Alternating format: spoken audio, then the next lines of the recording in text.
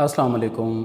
बहुत से लोग ये शिकायत करते हैं कि उनको जलन होती है, खट्टे मीठे डकार आते हैं, एसिडिटी यानी कि तेज़ाबियत का सामना करना पड़ता है और सीने में और ये खुराक वाली नाली में जलन रहती है और पेट दर्द भी होती है। इसकी वजह यही है कि उनके अंदर एसिडिटी जो तेज़ाब है वो खुराक को हज़म करने के लिए वो ज़्यादा बन रहा है। सबसे पहले तो आप अपना एग्जामिन करें ख़ुद।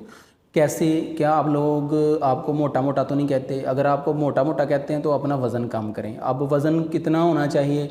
आप गूगल के अंदर अपनी हाइट, अपनी एज लिखें, वो आपको कैलकुलेट करके बताएगा कि आपका वज़न इतना होना चाहिए। और वैसे हम आपको बता दें कि मर्दों के अंदर अगर आपकी जो वेस्ट है, पैंट की वेस्ट जिस तरह मेजर करते हैं, इस तरह आपकी कमर यानी कि पेट की सरकमफ्रेंस का साइज़ 40 इंचज़ है, तो इसका मतलब है कि आप मोटे हैं।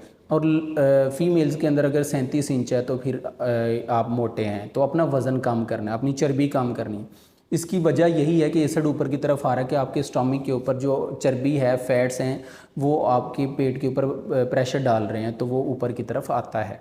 अपना वज़न कम करें। दूसरे नंबर के ऊपर सबसे मेन चीज़ जो है वो स्ट्रेस को कम करें। स्ट्रेस कैसे कम होगी? आजकल के दौर में स्ट्रेस तो हर बंदा लेता है।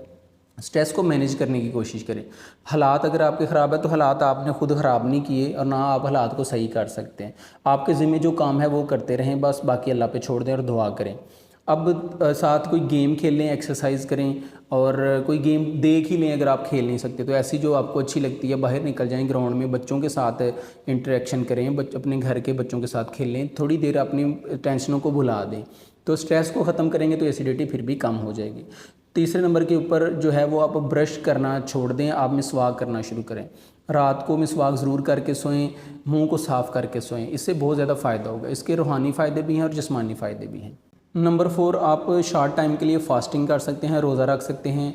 और आप एक खाना जब खाते हैं तो बार बार खाना मत खाएं आप, और आपने बार बार खाना नहीं खाना और साथ आपने थोड़ा खाना खाना है, उसकी क्वांटिटी को कम करें।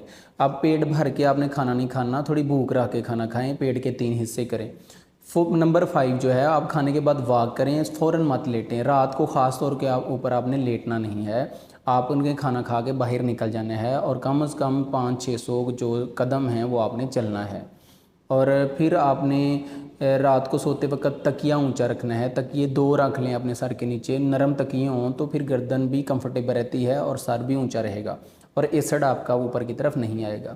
नंबर 6, जो लोग सिगरेट पीते हैं सिगरेट पीना छोड़ दें, क्योंकि सिगरेट का जो धुआं है ये साइंटिफिक रिसर्च ने साबित किया है कि आपके मैदे के मुंह के ऊपर और खुराक की नाली, जहाँ से खुराक की नाली से खुराक मैदे में एंटर होती है, वहाँ एक वॉल्व है जिसे हम LES कहते हैं, लोअर एसोफेजियल स्पिंचर। तो ये कमज़ोर हो जाता है सिगरेट के धुएं की वजह से।